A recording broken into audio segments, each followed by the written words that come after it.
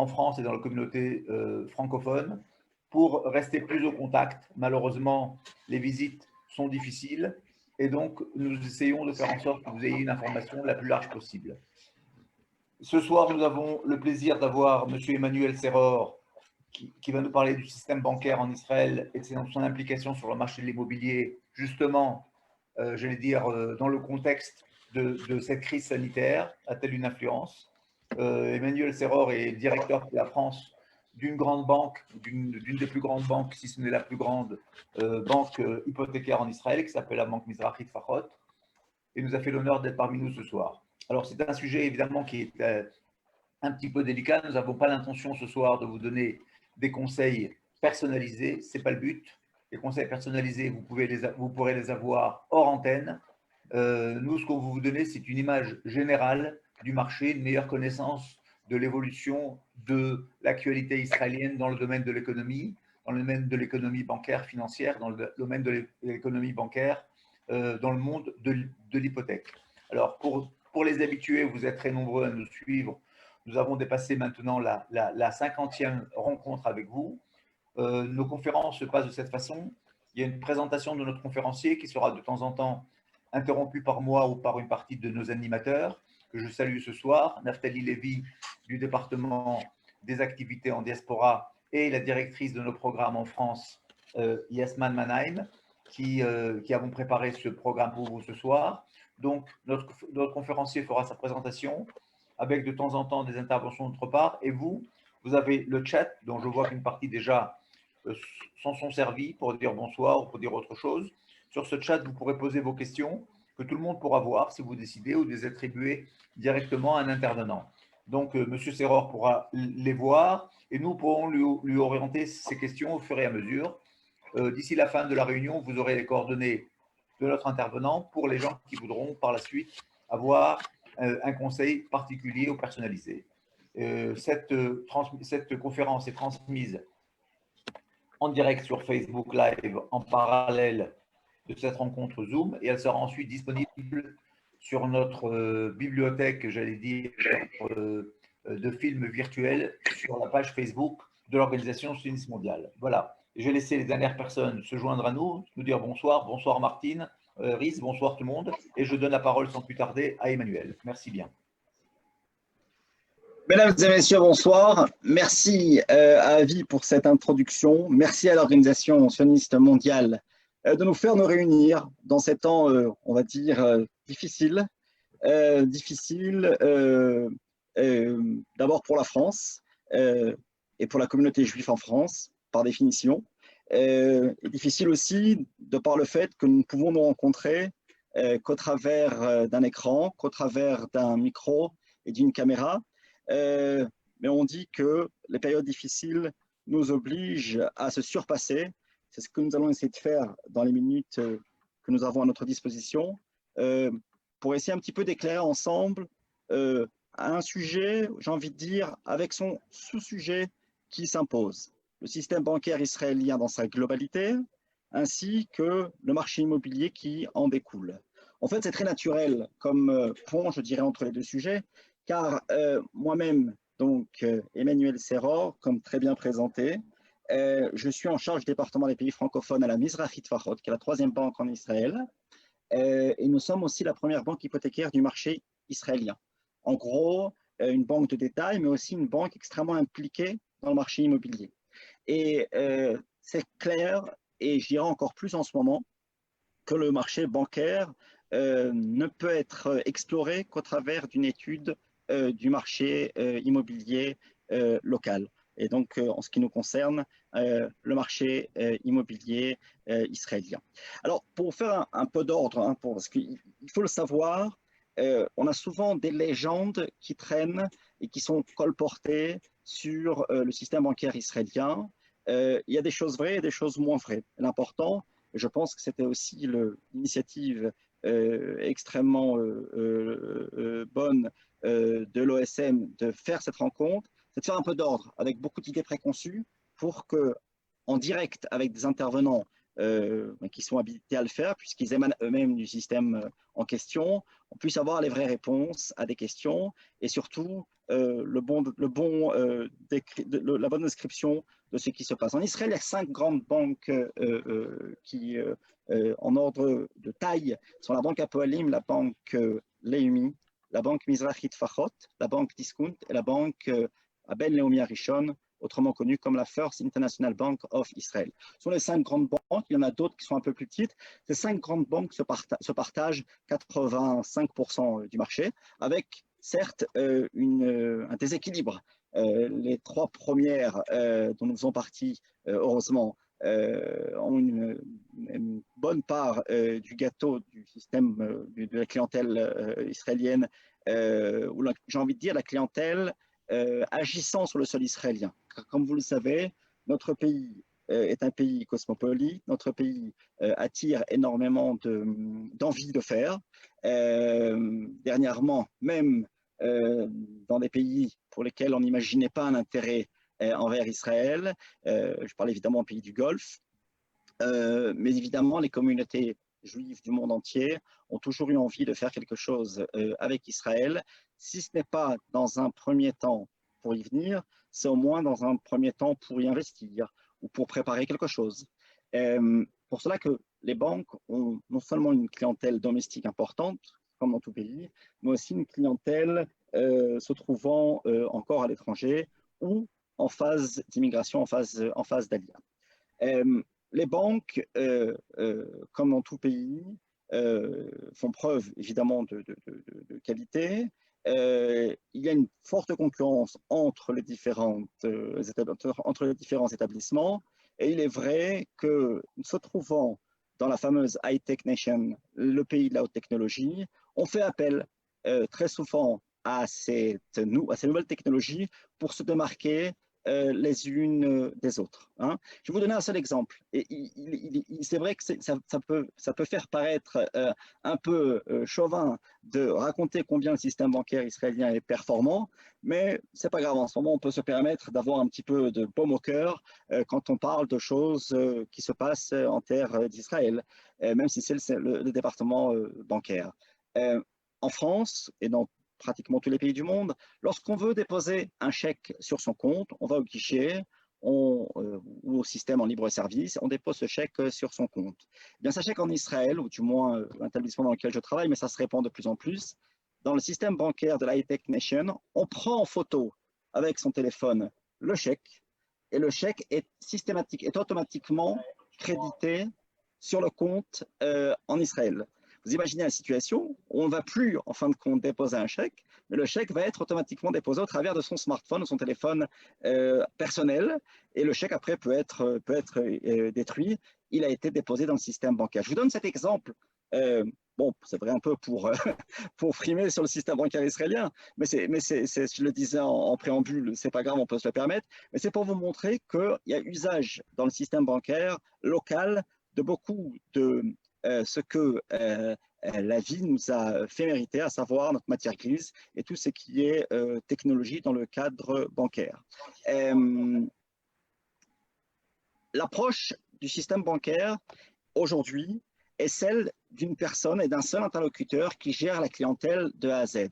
À une époque, il y avait des départements dans le système bancaire, le département crédit, le département placement, le département crédit immobilier. Au jour d'aujourd'hui, on essaye de faire de plus en plus ressembler le modèle à ce qu'on appelle un one-stop shop, un seul endroit, un seul lieu de service où l'interlocuteur de qualité que vous avez, parce qu'avec le temps, on noue une relation avec son banquier, c'est très clair. Et récemment, une enquête prouvait qu'on changeait plus vite de coiffeur que de banquier. Ce qui veut dire qu'un bon banquier, lorsqu'on l'a, on préfère souvent le garder au chaud parce que c'est un interlocuteur important dans sa vie de tous les jours. On a toujours besoin d'un banquier pour se marier, pour envisager l'acquisition d'un bien immobilier et pour vivre au jour le jour. Donc je disais que cet interlocuteur de qualité, une fois qu'il est trouvé, il peut être utilisé pour tous les services bancaires. Donc si je m'entends bien avec une personne qui de plus est parle ma langue et comprend ma culture, quand je viens par exemple de France ou que j'ai fait ma LIA, que j'ai immigré vers Israël, eh bien je le garde pour tout. Il va me permettre de gérer mes comptes courants, il va me permettre d'envisager certains investissements financiers et aussi de réfléchir à un partenariat dans le cadre de l'immobilier, un partenariat dans le sens où la banque va pouvoir m'accompagner aussi pour envisager une acquisition immobilière en Israël. Alors, cet immobilier, je l'ai dit en introduction, il fait partie intégrante du système bancaire parce que nous sommes, il faut le rappeler à toute occasion, nous sommes un pays émergent. Nous sommes d'une part un pays émergent, mais nous sommes aussi un pays extrêmement jeune, avec une population locale extrêmement demandeuse d'immobilier. Il faut le savoir, et on le dit souvent, même parfois trop, la location, le bail locatif en Israël est extrêmement précaire, dans le sens où on peut en effet, tous les ans, si le contrat n'a pas été fait différemment, se faire remercier par notre propriétaire qui nous dit, écoutez, votre bail, qui n'est pas un bail, mais votre contrat de location est arrivé à échéance, vous partez. Mais monsieur, j'ai une famille, etc. Non, c'est comme ça. C'est à l'américaine, c'est extrêmement moderne, mais aussi précaire. Ce qui veut dire qu'en Israël, on a 2 fois plus de propriétaires qu'en France. Pourquoi? Bien parce que les gens ne veulent pas se sentir menacés ou risquer de perdre leur logement, ou bien de ne pas pouvoir s'investir dans le logement qu'ils aiment tant. Donc les gens ont vite recours à l'achat. Alors ça, c'est un premier point qui fait que le marché immobilier est extrêmement nourri. Le deuxième point, c'est, je dirais, une raison communautaire. On a toujours, dans la communauté, aimé la pierre, et lorsque quelqu'un a un peu de sous, son père, sa mère lui conseillent toujours de le placer dans la pierre. La pierre, c'est nous.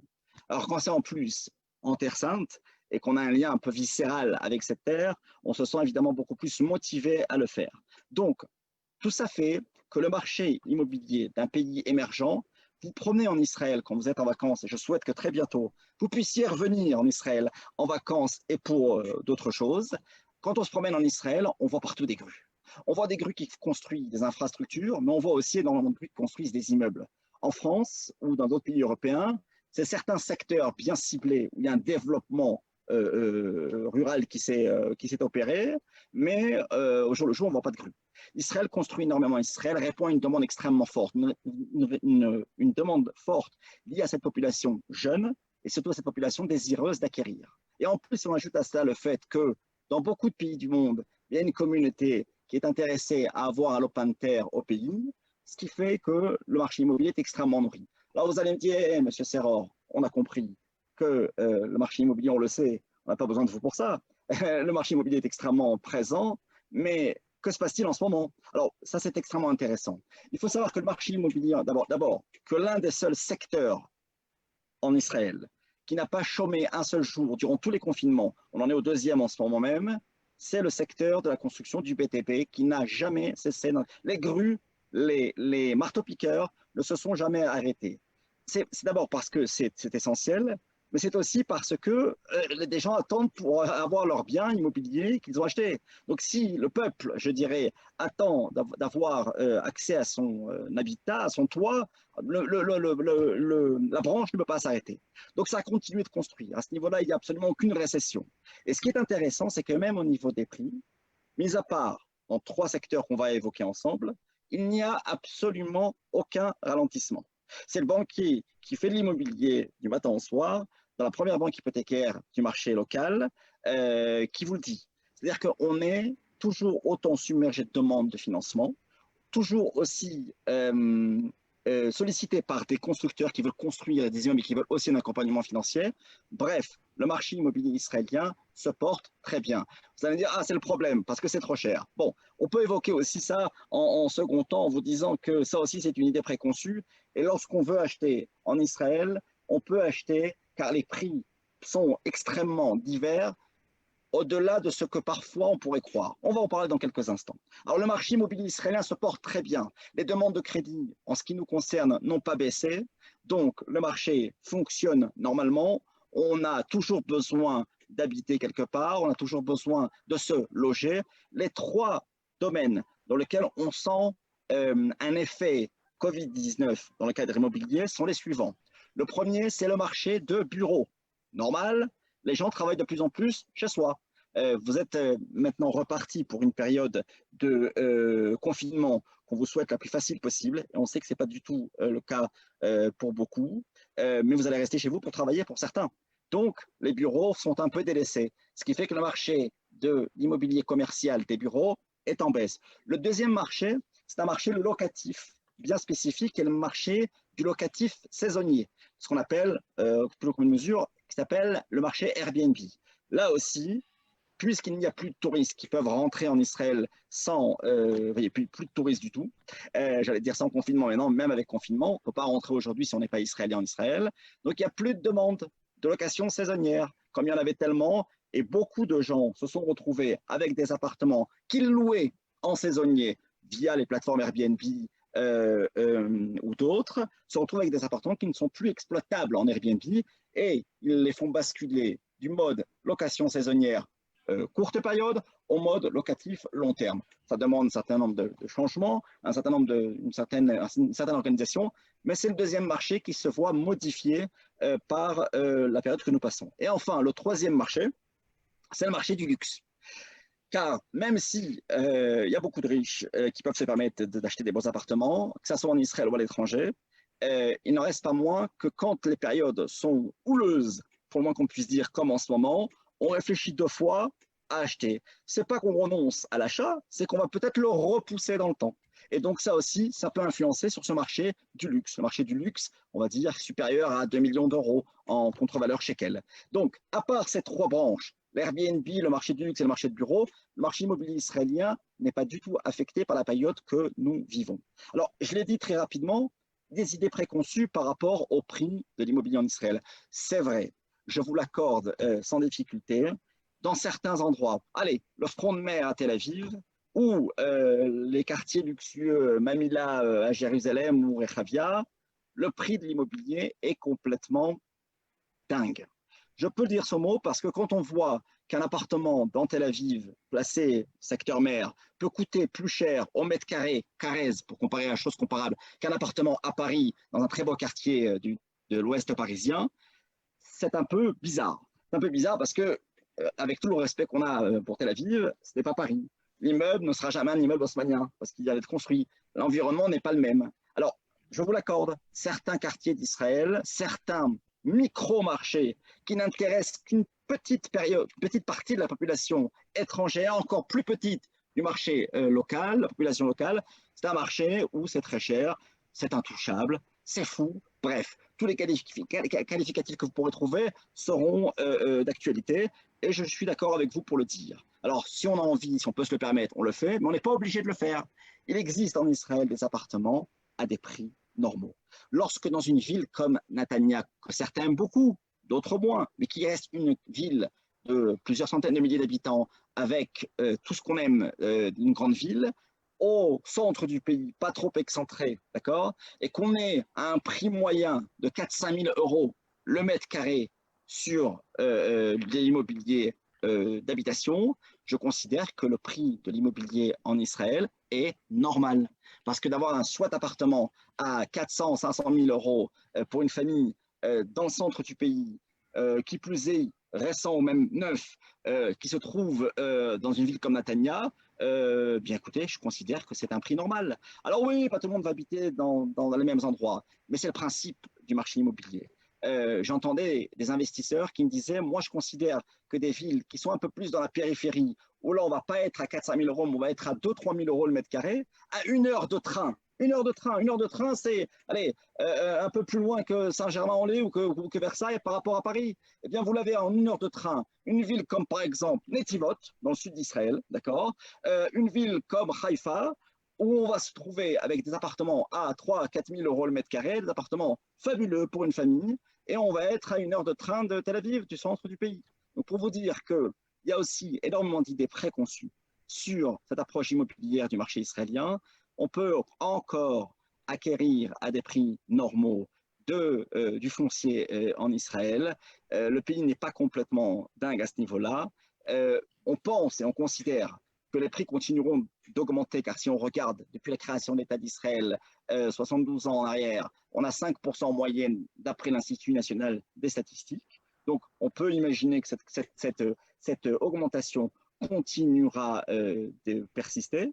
Et là-dessus, évidemment, toujours la possibilité de se faire accompagner par un organisme bancaire comme celui que nous sommes pour se faire financer. Parce qu'on n'a pas toujours 200 ou 300 ou 400 000 euros disponibles. Donc évidemment, là-dessus aussi, les possibilités de faire via un établissement local sont ouvertes. Alors, sans rentrer dans le détail, Emmanuel, je pense que c'est une question qui intéresse nos nos auditeurs, puisque tu as dit qu'effectivement, vous avez aussi une clientèle étrangère.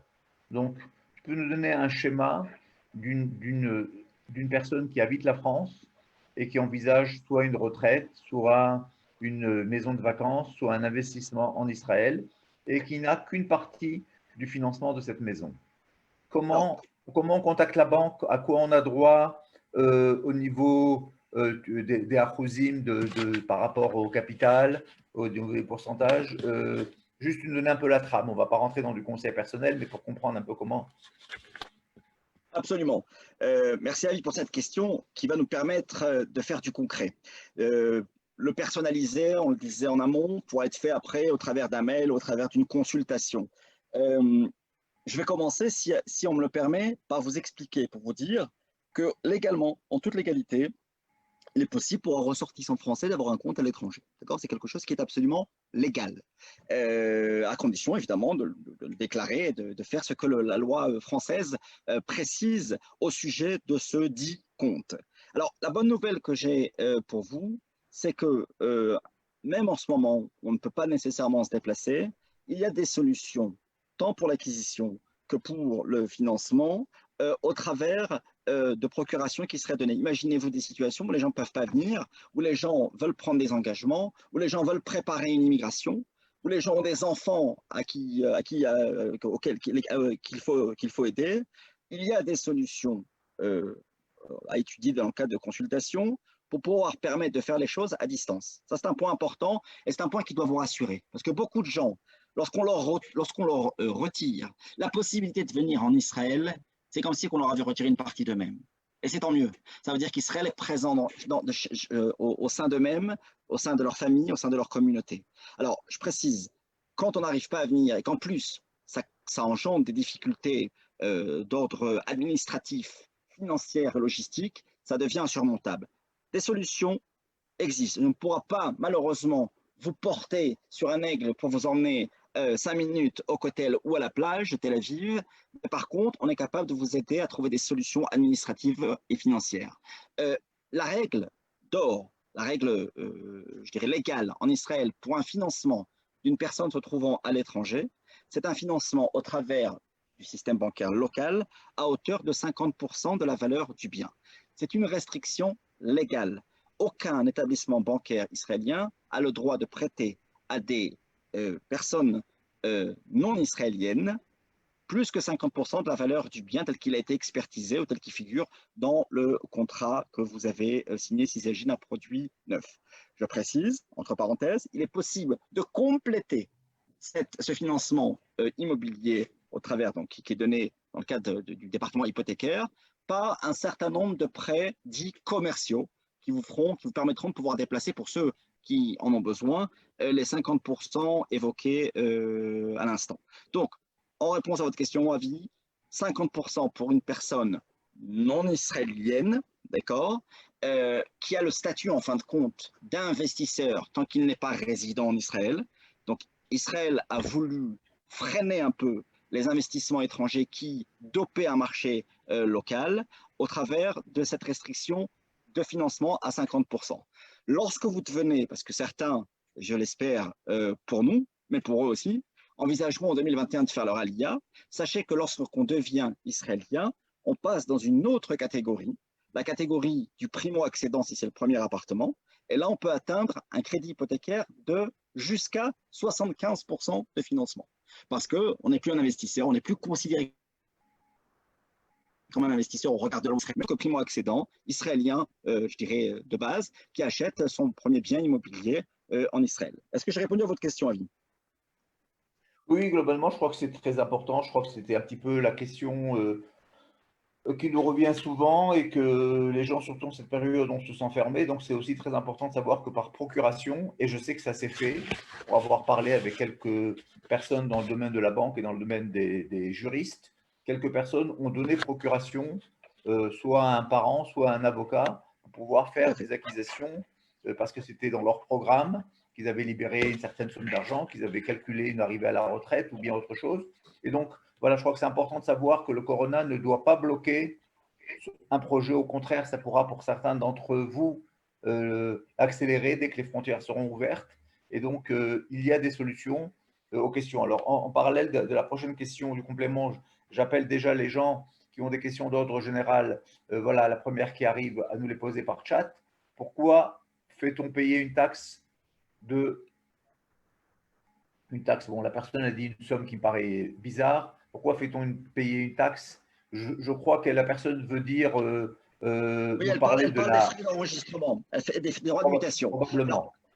absolument. Alors, d'abord, cette taxe n'est évidemment pas une taxe quantifiée en montant. Elle dépend évidemment du prix de Pourcentage. l'acquisition. Voilà, absolument. Alors, ce qu'il faut savoir, c'est que depuis quelques semaines, cette taxe d'acquisition qui permet d'enregistrer un bien immobilier à son nom en Israël, à un investisseur que vous êtes, comme on le décrivait précédemment, est passée de 8 à 5% pour la première tranche. Donc, monsieur, si c'était ce qui vous freinait pour faire votre acquisition en Israël, sachez que j'ai une bonne nouvelle pour vous. Vous pouvez vous lâcher. Vous êtes passé de 8 à 5% en quelques semaines. Ministre de la Finance l'a décidé et c'est valable. Donc, au jour d'aujourd'hui, même quand on n'est pas israélien, même quand on n'est pas primo-excédent, on ne paye plus que 5% sur la première tranche. Si c'est un appartement qui coûte plus cher, après il y a une deuxième tranche à De toute 6%, mais on ne rentre façon, pas je dans le crois détail. on doit pouvoir dire que globalement, les frais autour de l'acquisition d'un appartement en Israël sont évidemment nettement inférieurs aux frais de l'acquisition d'un appartement en France avec les frais de notaire et les frais d'enregistrement. Absolument. On a 3% de moins, en gros, après les comparaisons qu'on fait, surtout que maintenant, on est tombé de 8 à 5% pour les droits d'enregistrement, ce qui est tout à fait, on va dire, envisageable lorsqu'on fait une acquisition immobilière. Sachez, messieurs, dames, que si une ALIA est envisagée, une immigration est envisagée, vous avez une certaine période pour récupérer ces fameux frais d'enregistrement sur le barème du nouvel immigrant qui est encore moins important que 5%. Donc imaginez-vous une Oui, oui. acquisition courant 2021, puis après vous décidez, monsieur, alors j'en profite pour dire à Jean, Le délai il est d'un an aujourd'hui à peu près. encore une fois, on peut demander une dérogation si le nombre de jours n'a pas été atteint en Israël. En tout cas, sachez que vous n'avez pas de crainte à avoir en me disant attendre l'ALIA pour faire l'acquisition, pour ne pas risquer de perdre les avantages qui me seront donnés en tant qu'olé, en tant que nouvel immigrant. Non.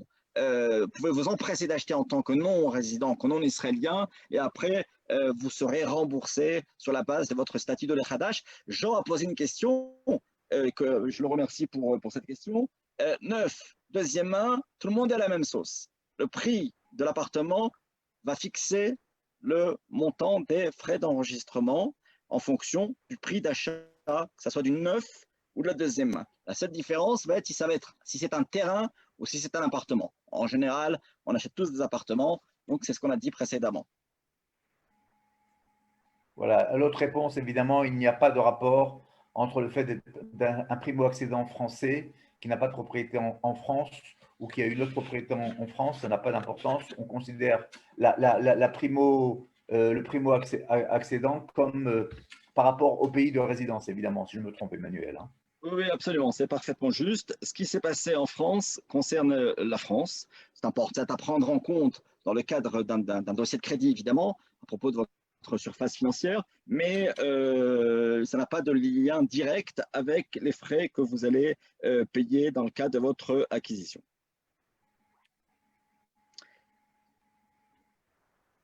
Je vois que tu lis les questions, donc je ne vais pas te les poser. Tu peux les lire en public Non, alors, directement. oui, absolument. Il y a juste une petite question qui a été posée. La première tranche que j'évoquais sur les 5%, elle atteint jusqu'à 1,290, pratiquement 1,3, 1,3 million de shekels. 1,3 million de shekels, 5%. Après, jusqu'à presque 4 millions, on paye 6% pour la personne qui a posé la question. La question du rapport entre les pays, elle se fait au niveau bancaire ça n'a rien à voir avec le foncier. Donc, le fait de vendre un appartement n'a pas je dirais, d'incidence directe par rapport à un échange d'informations, car ce n'est pas du bancaire pur. On a encore combien de temps à vivre là? On a encore, je ne sais pas si ma montre est coincée, mais on a encore 10 à 15 minutes en fonction des questions, hein. On n'est pas limité et si les gens n'ont plus de questions, on conclura, mais je pense qu'il y a encore quelques questions. D'accord. Je crois que Alors, ce qui j'en gêne profite les pour gens vous surtout, dire c'est que, la relation bien France-Israël, le sûr, fait, tu vois, la question voilà, de voilà. Esther. Oui, alors, ça, je l'ai évoqué brièvement. Sachez que si nous parlons la langue de Baudelaire, c'est pour vous dire, en fin de compte, que votre gestion financière israélienne peut se faire tout à fait en français, tant au niveau du parler comme nous le faisons maintenant qu'au niveau de la documentation. Moi, je considère qu'un achat réussi ou qu'un placement réussi doit se faire avec compréhension totale et transparence. Et il n'y a aucune raison qu'en Israël, qui est, je dirais, pleine de francophones comme celui que nous sommes, Avi et moi, ce soir, il n'y a aucune raison que vous ne puissiez pas comprendre ce que vous faites en Israël parce que le français n'est pas la langue du pays. Il y a suffisamment de personnes dans, je dirais, toutes les organisations, que ce soit chez les médecins, que je ne souhaite pas de consulter, chez les banquiers ou dans l'administration, pour pouvoir avoir affaire avec des personnes qui vous comprennent, tant au niveau de la langue qu'au niveau de la culture. Ne faites pas si vous ne comprenez pas. Car le but de tout ce qu'on fait en Israël et le but même de l'organisation de cette soirée, et je salue encore une fois l'organisation sioniste mondiale de faire ces soirées, c'est de vous donner des informations qui vous soient accessibles et de vous permettre de faire de bonnes choses en Israël. Car si vous ne faites pas de bonnes choses en Israël, ben vous n'avez pas aimé Israël. Et le but, c'est quand même de vous consolider cette relation que vous avez avec Israël dans le cœur, dans la poche et dans les intérêts que vous allez pouvoir y avoir. Donc le but, c'est de faire avec compréhension. Entourez-vous de conseillers qui vous comprennent du début jusqu'à la fin. Ne signez que ce que vous avez compris. Ne faites pas parce que c'est Israël. Israël, c'est un pays normal, ce n'est pas une grande synagogue où on fait confiance au rabbin de la communauté pour signer un acte d'acquisition. Il y a des règles, il y a des lois, il y a des avocats, il y a des tribunaux qu'on n'aime pas fréquenter et qu'on veut surtout éviter d'avoir à fréquenter en s'entourant de gens qui nous ont expliqué ce qu'on faisait, que lorsqu'on achète un appartement en Israël, il y a une indexation sur le coût de la construction en général lorsque c'est un produit en voie d'achèvement. C'est normal, mais il faut le savoir. Alors, je dis souvent, le meilleur moyen de ne pas aimer quelque chose, c'est de l'ignorer. Si vous n'essayez pas de comprendre ou si vous ne vous entourez pas de gens qui vont vous expliquer les choses telles qu'elles fonctionnent en Israël, ben à la fin, vous allez détester parce que vous allez dire c'est pas comme ça en France, moi, j'ai pas compris ce que je faisais. Ce genre de phrases doivent être bannies. Et le moyen de les bannir, c'est de s'entourer de personnes et de faire avec compréhension, comme je le disais. Alors, je Et crois que ce Younes, qu'Emmanuel il y a des fait questions sur le chat. avant de répondre à Emmanuel, pendant qu'Emmanuel regarde les autres questions qui arrivent, je crois que c'est un élément fondamental. Bien qu'Emmanuel est un banquier qui a déjà de très longues années d'expérience, mais globalement, et sa banque est une des premières à avoir mis des francophones de premier plan à ce niveau-là, mais globalement, le pays, il y a une révolution francophone qui est très lente, mais qui se passe. Et je crois qu'en tant que professionnel de l'immigration de l'ALIA, on doit vous dire qu'effectivement, aujourd'hui, on vous incite à apprendre l'hébreu. On fait tout pour que vous le fassiez, même à partir de la France, à travers les ulpanim que nous organisons. Et vous pouvez vous brancher sur le site de l'Organisation sioniste mondiale pour décider de faire des ulpanes qui sont maintenant, à partir de ce soir, devenus des ulpanes virtuels, mais qui sont très professionnels. Et je crois qu'il y a aujourd'hui une introduction beaucoup plus importante de la francophonie dans la vie générale. Et donc, c'est vrai que ça facilite. D'un côté, c'est peut-être une solution de facilité, mais pour certaines personnes qui vont avoir du mal, et je crois que le domaine financier, n'oublions pas que l'achat d'un appartement, ça reste quand même l'investissement financier le plus important dans la vie d'une famille, qu'elle soit une famille d'Olim ou pas une famille d'Olim. Je crois que de pouvoir trouver des partenaires qui vont vous parler en toute franchise et dans votre langue, avec un suivi personnalisé, c'est quelque chose de fondamental. Et c'est tout à fait bien de s'en occuper. Et ça n'empêche pas de poser les questions les plus difficiles. Et je la pose parce qu'il faut la traiter. On nous parle, on ne va pas rentrer dans les détails parce que ça va être trop. Les taux d'intérêt dans les banques en Israël sont certainement différents. Et là, je pense que là aussi, c'est un problème pareil de profil de la personne. Je ne veux pas dire que tout se négocie parce qu'on est au Moyen-Orient, mais il y a différents taux et il y a des engagements, et Emmanuel va nous le dire en détail, que la Banque d'Israël oblige l'emprunteur à prendre à différents taux d'intérêt, à baser sur différents systèmes pour justement ne pas qu'il se casse la gueule, excusez-moi l'expression, en prenant une seule somme trop importante basée sur un seul système d'emprunt. Si tu veux dire quelques mots là-dessus, Emmanuel. Alors absolument. Il faut le savoir, il n'y a pas si longtemps que ça, on était tous nés, on a vécu une crise dans le monde, une crise qui s'appelle la crise des subprimes, il y a une douzaine d'années. Et cette crise a suivi une erreur, on va dire, d'appréciation bancaire du marché immobilier aux États-Unis, où on a fait un peu n'importe quoi au niveau du financement immobilier. C'est-à-dire qu'on a prêté trop d'argent pour trop peu de taux d'intérêt. Ce qui a causé un souci lorsque les prix de l'immobilier ont un peu baissé, ont diminué. Les banques se sont retrouvées avec des biens immobiliers qui coûtaient moins cher que ce qu'ils avaient prêté. Et comme eux-mêmes avaient revendu ces prêts entre établissements financiers, ça fait effet boule de neige et ça a mené la crise du subprime, qui a été une crise très grave pour le monde entier. Je suis sûr que beaucoup d'entre vous y ont laissé des plumes. Ce qu'il faut savoir, c'est qu'en Israël, une autre crise bancaire, il y a plusieurs dizaines d'années, nous avait fait nous prémunir et de jamais déplacer, par exemple, des financements à hauteur de 75%. C'est-à-dire que Israël n'a jamais, je dirais le régulateur, le gendarme financier n'a pas permis aux banques israéliennes de faire n'importe quoi, tant au niveau des taux de financement qu'au niveau des taux d'intérêt. Ce qui fait que le système israélien en Israël, le système bancaire israélien, est l'un des seuls au monde à n'avoir essuyé aucun coût en 2008, jusqu'à même permettre à certaines banques, et c'est unique dans le monde, de dégager des bénéfices pendant cette année complètement dingue. Le système bancaire israélien est prudent. Le système bancaire israélien ne va pas prêter plus que 75%, on l'évoquait précédemment. Les taux d'intérêt que vous évoquez dans vos questions sont les taux d'intérêt qui sont définis par le marché local.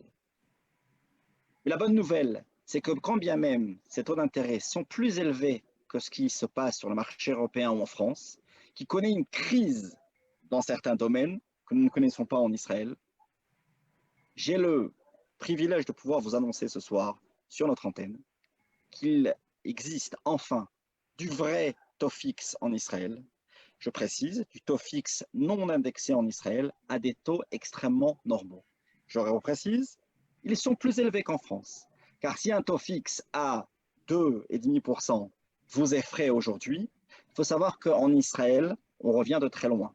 Car ces taux, il y a un peu plus que 10 ans, étaient pratiquement à 7-8%.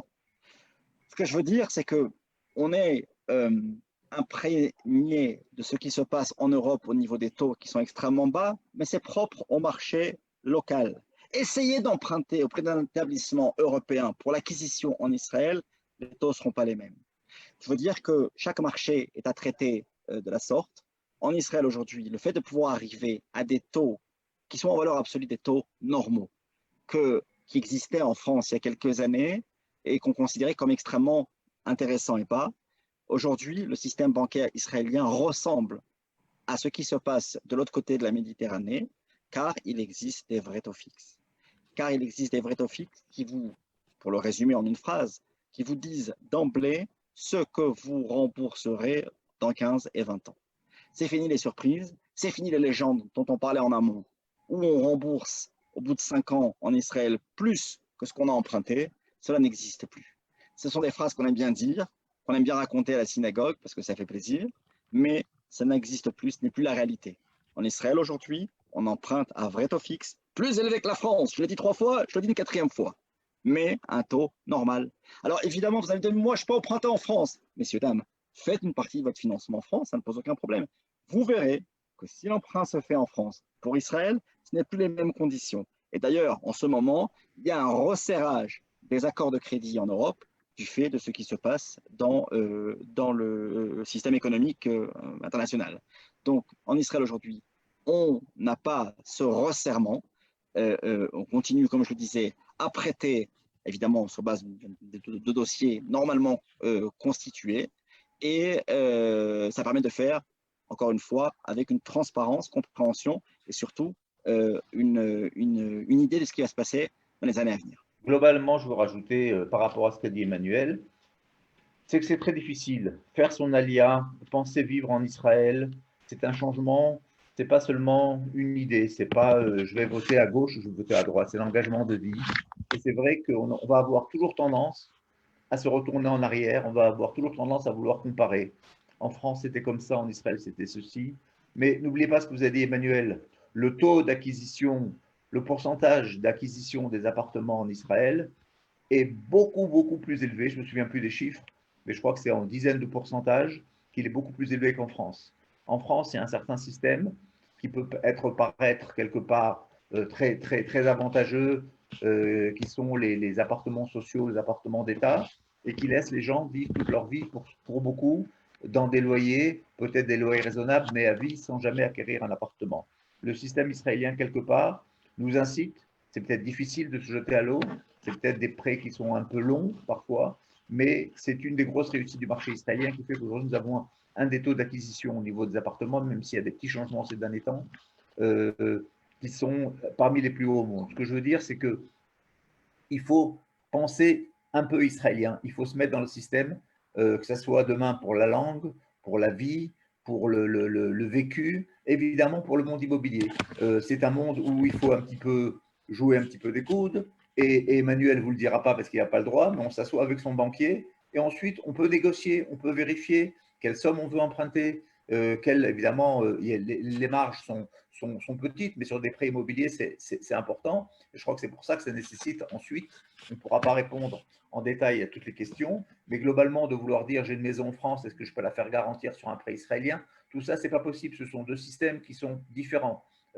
C'est vrai que c'est difficile parce qu'on a une propriété, on voudrait pouvoir se servir de cet acquis par rapport à Israël. Non, malheureusement, il s'agit de deux pays complètement différents. Il s'agit d'une nouvelle aventure. Cette nouvelle aventure, il faut la vivre à l'heure israélienne. Et c'est pour ça qu'on a essayé de vous apporter au plus proche un banquier qui vous parle en français et qui connaît parfaitement le marché français et qui peut vous donner les réponses telles que vous les donne en toute sincérité. Comme il vous l'a dit, certains taux sont probablement un peu plus chers en Israël, mais ensuite c'est un compte qu'il faut faire globalement sur aussi ce qu'une maison en Israël acheter, pensez aux gens qui ont acheté une maison il y a 3 ans, il y a 4 ans, je ne parle pas des gens qui ont acheté il y a 10 ans, et qui ont fait 100% et 150% de plus-value sur leur investissement en Israël. Oui, pour donner juste un exemple, paru dans la presse la semaine dernière, dans la presse financière, il y a aujourd'hui, en 2020, des endroits en Israël où on peut dépasser les 5% de rapport locatif, je répète, 5% de rapport locatif, et continuer d'avoir dans ces endroits une plus-value latente de 5% annuel. Donc imaginez, pour étayer les propos précédents d'Avisanna, eh bien, la rentabilité de 5% qui vient de s'ajouter aux 5% de plus-value, croyez-moi que lorsqu'il s'agit encore de ces barèmes propres aux pays émergents que nous sommes, puisque nous sommes un pays jeune, ce n'est pas le pourcentage, le 1% unique d'écart qu'il va y avoir entre le prêt France et Israël qui va changer quelque chose. On vit dans un tellement bel endroit, c'est l'Eldorado de l'investisseur. Vous connaissez beaucoup de pays où un propriétaire ne paye pas légalement d'impôts sur ses loyers. Un pays industrialisé, un pays avec un PNB par habitant comme celui qu'est Israël. Alors jusqu'à 1200, jusqu'à 1250. Oui, bien sûr, avec certaines restrictions. Mais donnez-moi un pays dans le monde où on peut gagner 1 000 € par mois de rapport locatif et de ne pas payer d'impôt dessus, en toute légalité. Donc Israël sourit à l'investisseur. Et ce n'est pas parce qu'on vous aime bien, c'est parce qu'Israël veut se développer. Et en plus, c'est un pays qui accepte, qui accueille du matin au soir, même pendant la période difficile que nous vivons, des nouvelles populations de partout. En ce moment, on fête en Israël la semaine ou le mois de l'Aliyah. L'Aliyah française, c'est la première Aliyah au monde. Comprenez qu'aux États-Unis, il y a 10 fois plus de juifs qu'en Israël, qu'en France, et il y a moins depuis la création des États-Unis, même cette année, il y a moins de nouveaux immigrants qui font leur Aliyah des États-Unis. Ça veut dire que vous aimez Israël, mais Israël vous aime aussi. Et Israël va vous permettre de pouvoir faire des choses, d'abord pour vous, mais aussi pour votre poche. Donc Israël est un pays qui sourit à l'investisseur que vous pouvez devenir. Israël veut vous permettre d'avoir quelque chose, même si ce n'est pas votre personne dans un premier temps. Donc c'est un pays où aujourd'hui, on fait ce qu'on peut pour pouvoir promouvoir les finances et l'immobilier. On n'a pas évoqué, on peut placer de l'argent évidemment aussi, on peut faire grandir son capital. Les mêmes placements qui existent en France vont exister en Israël. Alors ils ne s'appelleront pas assurance vie, parce que ce sont des produits purement français. Ils s'appelleront autrement. Ils s'appelleront autrement, mais ça ne veut pas dire qu'ils seront différents, en tout cas qu'ils rapporteront moins. Tout est possible, il suffit de le vouloir. Je pense que vous le voulez, et surtout de s'entourer de personnes qui vont vous aiguiller comme vous avez l'habitude. Emmanuel, juste une petite chose, parce qu'il y a beaucoup de questions. Je ne sais pas si on aura le temps de répondre à toutes les questions. Est-ce que vous pouvez juste écrire votre mail dans le chat ou un moyen où les gens puissent vous… La meilleure façon dont tu veux que les gens puissent te contacter, parce que Oui. je ne veux pas qu'on rentre dans le Énormément de questions, je ne sais pas être si… ensuite mal interprété. Oui. Alors, regardez globalement, je crois que globalement, on a dit qu'effectivement… Oui. Je t'écoute, Emmanuel, si tu veux parler. Non, non, vas-y, Avi, c'est bon. Je suis en train de marquer une adresse mail. Vous allez voir, elle est très, très compréhensible. Nous sommes la Banque Mizrahi et en initiale, c'est UMTB. Donc, vous avez sur votre écran, dans la partie chat, la possibilité de rentrer dans cette adresse, voilà, qui figure, umtbfrance@umtb.co.il. Posez toutes les questions que vous voulez. On tâchera d'y répondre. Et celles auxquelles on ne peut pas répondre, ou à laquelle on n'a pas de réponse, eh bien, on vous aiguillera pour pouvoir vous apporter un élément de réponse. Donc, ne vous arrêtez pas à un problème de communication et surtout, ne colportez pas des informations qui ne sont pas les bonnes. Je vois beaucoup dans vos questions de choses extrêmement intéressantes, mais je vois aussi des choses qui n'ont pas lieu je dirais, d'être posées, dans le sens où c'est pas la réalité israélienne. Donc, d'abord, Yasmine, je vois que on a un public extrêmement avisé. Le fait qu'il y ait tellement de questions, c'est un bon signe.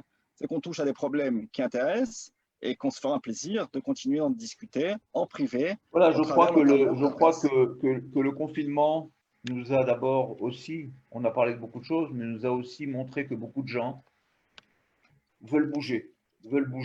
Certains veulent quitter les grandes villes, d'autres veulent mieux connaître la nature, d'autres se rapprocher de la mer, veulent se rapprocher de leurs enfants, de leurs parents, veulent se rapprocher de l'endroit où ils ont toujours eu envie de vivre. Et c'est vrai que ces 6 mois qui malheureusement vont probablement se prolonger en 9 mois, si ce n'est pas plus, de coupure un petit peu entre la France et Israël, vont précipiter certaines décisions, vont changer certains modes de vie pour certains, qui se disent au lieu de vivre dans 40 mètres carrés, là où je suis, ben, je préfère, comme tu l'as dit tout à l'heure, aller dans une petite périphérie en Israël et avoir une maison avec une terrasse de 40 mètres carrés avec vue sur la mer, probablement avec un prix qui est probablement le même, et même si j'ai un demi% de prix hypothécaire en plus, ce n'est pas ça qui va changer ma décision, parce que venir en Israël, c'est aussi une décision de vie, c'est une décision d'identité, c'est une décision un peu de rêve que nos parents, vos parents, nos grands-parents ont voulu réaliser. Et c'est vrai que ces périodes de crise, on dit en hébreu, la for mashber le izdamnut, de profiter d'une crise pour en faire une occasion positive. Et je crois que… Avi, on va même leur apprendre quelque chose de sympa de nos auditeurs. Ils le méritent, ils sont très attentifs, ils posent des bonnes questions. On va vous apprendre un petit proverbe, je dirais, de rue israélien. En Israël, lorsqu'on veut, comme le disait Avi, profiter de chaque période difficile pour se surpasser, on dit, si tu as des citrons, les citrons sont un peu aigres, les citrons peuvent un peu choquer le palais. Ben, fais-en de la citronnade qui sera beaucoup plus agréable à boire. Voilà, c'est le dicton de la soirée israélienne. Et nous, c'est… Est-ce que les viagers existent en Israël aussi ou c'est juste… Je ne crois pas. Le viager n'existe pas tel qu'il est défini en France. Voilà.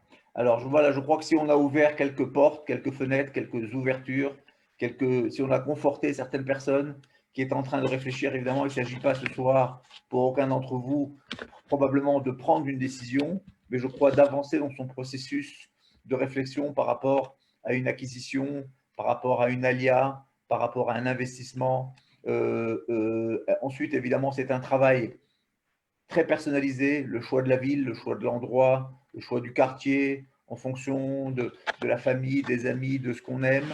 Mais globalement, on a voulu vous présenter un petit peu, en quelques lignes, les avantages et les informations de base sur le système hypothécaire israélien, qui sont, comme on a voulu vous le montrer, qui restent encore relativement très attractifs et qui restent très actifs surtout. Ne pas croire qu'en Israël, et les chiffres de l'économie israélienne le montrent, ne serait-ce que cette semaine, les sociétés j'ai oublié le nom en français, de Diroug, les sociétés qui graduent les économies israéliennes ont gardé les sociétés de notation. Les sociétés de notation ont gardé à Israël une notation très élevée, qui fait partie des 10 pays les mieux notés au niveau de sa notation économique. Et donc, même si on traverse la même crise que tout le monde, c'est probablement, je pense, vraiment le temps d'approfondir et d'avancer dans sa réflexion par rapport à Israël. Et c'est ce que nous essayons de faire à l'Organisation sioniste mondiale. Voilà, je crois qu'il est temps de remercier Emmanuel. Vous avez ses coordonnées. Je vous incite… Je vous envoie aussi les coordonnées par mail à toutes les personnes inscrites. Voilà, je vous incite à ne pas hésiter, même si ce n'est pas pour une décision immédiate. Ils sont tout à fait capables, comme on l'a fait ce soir, de vous donner du conseil en mail, en Zoom ou d'autres moyens que vous déciderez entre vous pour avancer là-dessus. Et moi, je vous donne évidemment rendez-vous dans nos futures conférences qui vont vous parler d'intégration urbaine, qui vont vous parler d'intégration identitaire, d'intégration religieuse, de connaissance d'Israël, parce que tout ça, pour nous, c'est un tout. Et ce tout, on veut aussi qu'il se concrétise, parce que le vrai sionisme, c'est pour nous, finalement, de retourner à la maison. Je vous souhaite Shabbat Shalom, un confinement le plus léger possible. Avant de terminer, je vous invite la semaine prochaine, jeudi 5 novembre, une conférence avec Mathias Simbar sur les accords d'Abraham. Donc, avec Mathias Simbar, c'est bien ça? Avec Mathias Simbar des I-24. Et dimanche, le 8 novembre, à 11h, une conférence sur la ville de Hadera pour ceux qui sont intéressés par les nord d'Israël. Merci beaucoup, Emmanuel, sincèrement. Merci de ton attention. Bon courage, faites attention à vous. Restez à la maison et protégez-vous les uns les autres. Merci et Shabbat Shalom. Shabbat Shalom. Bye, Toda Rabba, Emmanuel. Shabbat Shalom. Shabbat Shalom.